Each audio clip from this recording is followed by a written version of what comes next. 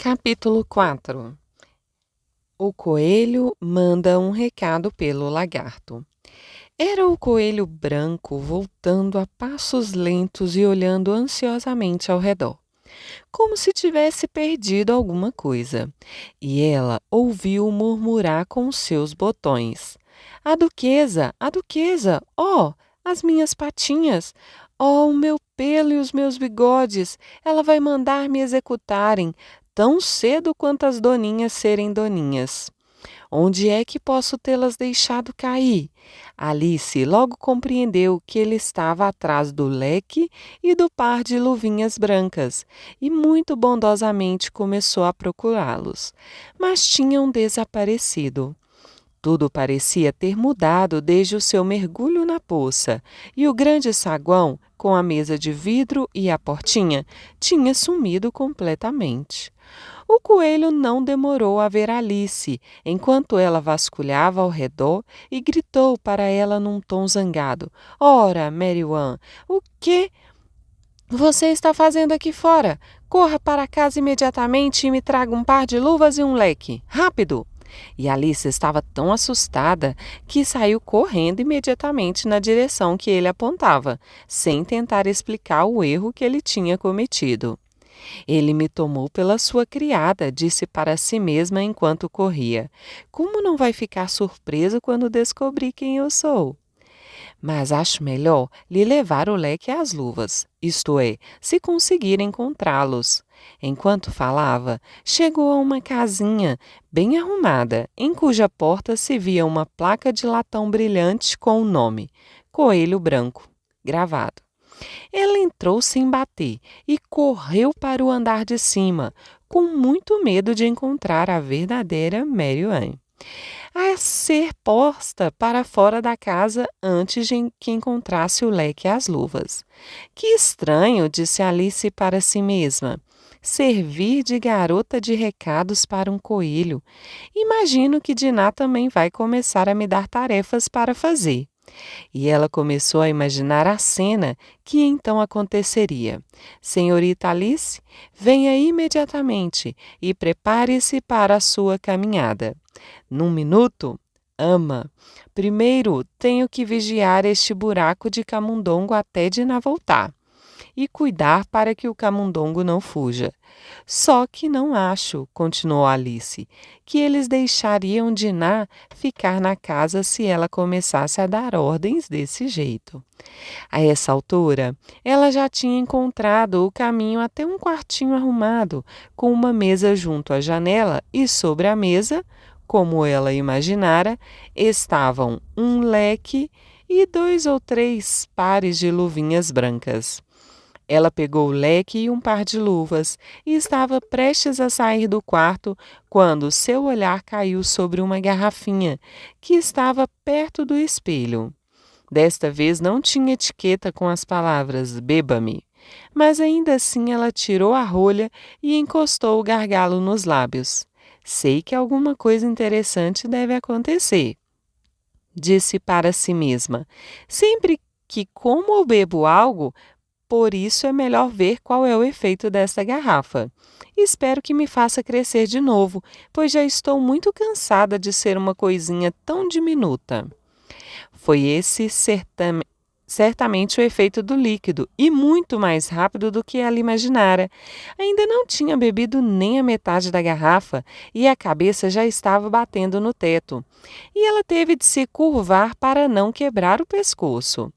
Pôs a garrafa de lado apressadamente, dizendo para si: Já chega, espero não crescer mais. No meu tamanho atual, já não consigo passar pela porta. Gostaria de não ter bebido tanto. Ai, tarde demais para esse desejo. Ela continuava a crescer e muito em breve teve de se ajoelhar no chão. No minuto seguinte, não havia espaço nem sequer para isso, e ela tentou se deitar com um cotovelo contra a porta e o outro braço curvado ao redor da cabeça.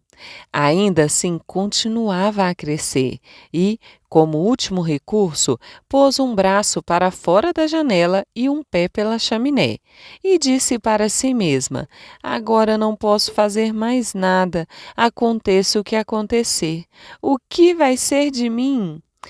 Felizmente para Alice, a garrafinha mágica tinha agora exercido todo o seu efeito e ela parou de crescer. Mesmo assim, era uma situação muito desconfortável e, como não lhe parecia possível sair do quarto de novo, não é de admirar que ela se sentisse muito infeliz. Era muito mais agradável em casa, pensou a pobre Alice, quando não vivia crescendo e diminuindo desse jeito, nem recebendo ordens de camundongos e coelhos. Quase gostaria de não ter caído naquela toca de coelho. Porém, é bem curioso, sabe, esse tipo de vida. Queria saber o que foi que aconteceu comigo. Quando eu lia contos de fada, imaginava que essas coisas nunca aconteciam. E agora estou no meio de um deles. Deveria haver um livro escrito sobre mim. Ah, isso deveria. E quando crescer, vou escrever um livro. Mas já estou crescida agora, acrescentou num tom triste. Pelo menos não há mais espaço para crescer neste lugar. Mas nesse caso, pensou Alice, nunca vou ficar mais velha do que sou? Por um lado, será um alívio, jamais serei velha. Mas, por outro lado, sempre ter lições para aprender. Oh, não gostaria disso. Oh, tola Alice, respondeu a si mesma. Como é que vai aprender lições aqui? Ora, mal há espaço para você e não há lugar para os livros das lições. E assim ela continuou, assumindo primeiro um lado e depois o outro, e criando toda uma conversa dessa forma. Mas, depois de alguns minutos, ouviu uma voz no lado de fora e parou para escutar. Marianne, dizia a voz, traga minhas luvas imediatamente. Então ouviu-se um barulhinho de passos na escada. Alice sabia que era o coelho vindo à sua procura, e ela tremeu até sacudir toda a casa, esquecendo-se completamente de que estava agora umas 1000 vezes maior que o coelho, e não tinha razão para temê-lo. O coelho chegou até a porta e tentou abri-la. Mas como a porta abria para dentro e o cotovelo de Alice estava prensado contra a madeira, sua tentativa foi frustrada. Alice ouviu dizer para si mesmo: Então vou dar a volta e entrar pela janela. Não vai fazer nada disso, pensou Alice, e depois de esperar até achar que tinha escutado o coelho bem abaixo da janela, espalmou de repente a mão e procurou agarrar algo no ar. Não pegou nada, mas ouviu um gritinho e o som de uma queda, além do ruído de vidro quebrado, pelo que concluiu que era bem possível que ele tivesse caído num estufim de pepinos ou algo do gênero. A seguir, ouviu-se uma voz zangada, a do coelho. Pat, Pat, onde está você? E então apareceu uma voz que ela jamais ouvira antes.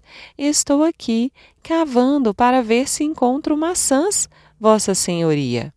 Ora, cavando maçãs, disse o coelho zangado. Venha cá, venha me ajudar a sair daqui. Ruídos de mais vidro quebrado. Agora me diga uma coisa, Pat, o que é aquilo na janela? Ora, é um braço, Vossa Senhoria. Ele pronunciava braço. Um braço, imbecil. Quem já viu um braço desse tamanho? Ora, ele ocupa toda a janela. Ocupa, sem dúvida, Vossa Senhoria, mas é um braço, apesar de tudo. Bem, de qualquer modo não tem nada que estar ali. Vá tirá-lo da janela. Houve um longo silêncio depois disso, e Alice só conseguia escutar sussurros de vez em quando, tais como: Ora, não estou gostando nada disso, Vossa Senhoria, nem um pouco, nem um pouco. Faça o que estou mandando, covarde. E, por fim, ela espalmou a mão de novo e fez outra tentativa de agarrar alguma coisa no ar. Desta vez ouviu 2 gritinhos e mais ruídos de vidro quebrado. Quantos estufins de pepino não deve haver, pensou Alice. O que será que vão fazer agora? Quanto a me puxar pela janela, gostaria que conseguissem. Eu certamente não quero ficar aqui por muito mais tempo. Ela esperou um pouco, sem escutar mais nada. Por fim, ouviu os solavancos de pequenos carrinhos de mão e o ruído de um grande número de vozes, todas soando ao mesmo tempo. Conseguiu distinguir as seguintes palavras: Onde está a outra escada de mão? Ora, eu só tinha ordens de trazer uma. Bill tem a outra. Bill, traga aqui, rapaz. Aqui, ponho as escadas neste canto. Não, amarre as escadas primeiro. Elas ainda não alcançam até lá em cima. Oh, é o que basta. Não seja exigente. Aqui, Bill, segure esta corda. Será que o telhado vai aguentar? Tome cuidado com aquela telha solta. Oh, está desabando! Abaixem as cabeças! Um forte estrondo. Agora, quem fez isso? Acho que foi Bill. Quem vai descer pela chaminé? Não, eu é que não. Vá você. Agora é que não vou. Bill é que tem que ir. Venha cá, Bill. O patrão diz que você tem que descer pela chaminé. Oh, então Bill tem que descer pela chaminé? Disse Alice para si mesma. Ora, eles parecem pôr tudo nas costas de Bill. Eu não queria estar no lugar de Bill, por nada deste mundo. Esta lareira é estreita, certamente, mas acho que ainda dá para eu chutar um pouco. Ela encolheu o pé até o ponto mais baixo da chaminé que conseguia alcançar e esperou até escutar um animalzinho. Não soube adivinhar a sua espécie, arranhando e trepando na chaminé bem acima de onde estava. Então, dizendo para si mesma, este é Bill, ela deu um chute forte e esperou para ver o que iria acontecer. A primeira coisa que escutou foi um coro geral de Lá se vai o Bill! Depois a voz do coelho sozinha. Vocês aí perto da cerca viva, agarrem-no! A seguir silêncio. E então outra confusão de vozes. Levantem a cabeça dele! Conhaque agora! Não o engasguem! Como foi, meu velho? O que lhe aconteceu? Conte-nos tudo, tintim por tintim. Por fim, ouviu-se uma voz fraquinha e esganiçada. Esse é Bill, pensou Alice. Bem, não sei. Chega, obrigado, já estou melhor. Mas estou muito atarantado para lhes contar. Só o que sei é que alguma coisa me atingiu como um boneco de caixa de surpresa, e lá me fui para o alto como um foguete. Como um foguete? Certamente, meu velho, disseram os outros. Vamos ter de incendiar a casa, disse a voz do coelho. E Alice gritou tão alto quanto possível: Se incendiarem a casa, vou pôr atrás de vocês. Houve um silêncio mortal no mesmo instante, e Alice pensou consigo mesma: o que será que vão fazer agora? Se tivessem algum juízo, destelhariam a casa. Depois de 1 ou 2 minutos, começaram a se mover de novo, e Alice escutou o coelho dizer: Para começar, basta um carrinho de mão cheio. Cheio do quê? Pensou Alice, mas ela não teve de ficar na dúvida por muito tempo, pois logo uma chuva de pequenos seixos entrou chocalhando pela janela, e alguns bateram na sua face. Vou pôr um fim nisso, disse para si mesma e gritou para fora. É melhor não fazerem isto de novo, o que produziu outro silêncio mortal. Alice notou, com alguma surpresa, que todos os seixos se transformavam em bolinhos quando batiam no chão, e teve uma brilhante ideia. Se eu comer um desses bolinhos, pensou, eles vão certamente provocar alguma mudança no meu tamanho. E como não há jeito de me aumentar ainda mais, eles devem me diminuir. Assim, ela engoliu um dos bolinhos e ficou encantada ao descobrir que logo começou a encolher. Assim que já estava pequena o suficiente para passar pela porta, saiu correndo da casa e encontrou uma multidão de animaizinhos e passarinhos esperando no lado de fora. O pobre lagartinho, Bill, estava no meio do círculo, amparado por 2 porquinhos da Índia que lhe estavam dando o conteúdo de uma garrafa.